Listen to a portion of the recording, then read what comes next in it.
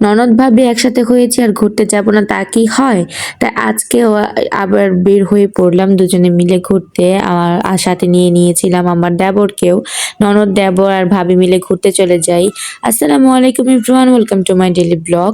সকালে ঘুম থেকে উঠে টুকিটাকি যা কাজ করেছিলাম সেগুলোর ভিডিও নিইনি।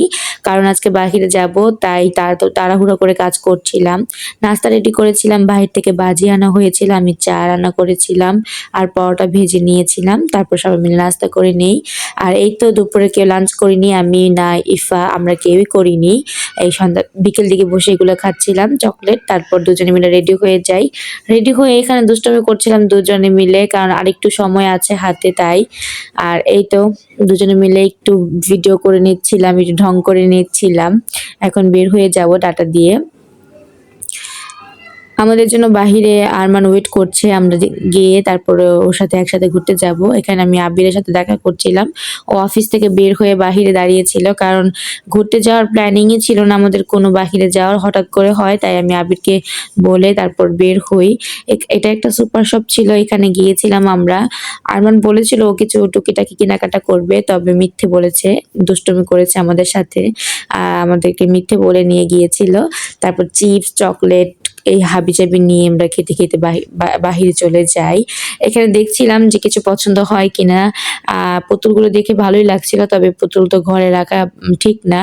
বাচ্চাদের খেলনা দেখছিলাম, তারপরে ওইদিকে চিপস, চকলেট ওগুলো দেখছিলাম। বেছে বেছে কিছু চিপস নিয়েছি। এখানে একটা কোক নেওয়া হয়েছিল, তবে আরমান বলল যে কোক খাবে না, তারপরে ফান্টা নিয়েছিল। এই তো আমাদের কেনাকাটা ডান। তারপরে এখান থেকে এখন বের হয়ে যাব। এখানে আর চকলেট দেখছিল আরমান যে এখান থেকে কিছু চকলেট নেওয়া যায়। তো ওর যেটা ভালো লেগেছে সেটাই নিয়েছে। তারপর আমরা একটা কি বলবো রেস্টুরেন্টে গিয়েছিলাম, সেখানেও কারেন্ট ছিল না। তো এখানে ফোনের ফ্ল্যাশ দিয়ে দেখছিল যে কি খাওয়া যায়, কি অর্ডার করা যায়।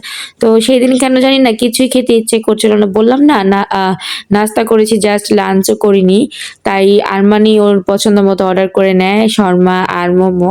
এগুলো আমরা তিনজনে মিলে খেয়েছিলাম সরি।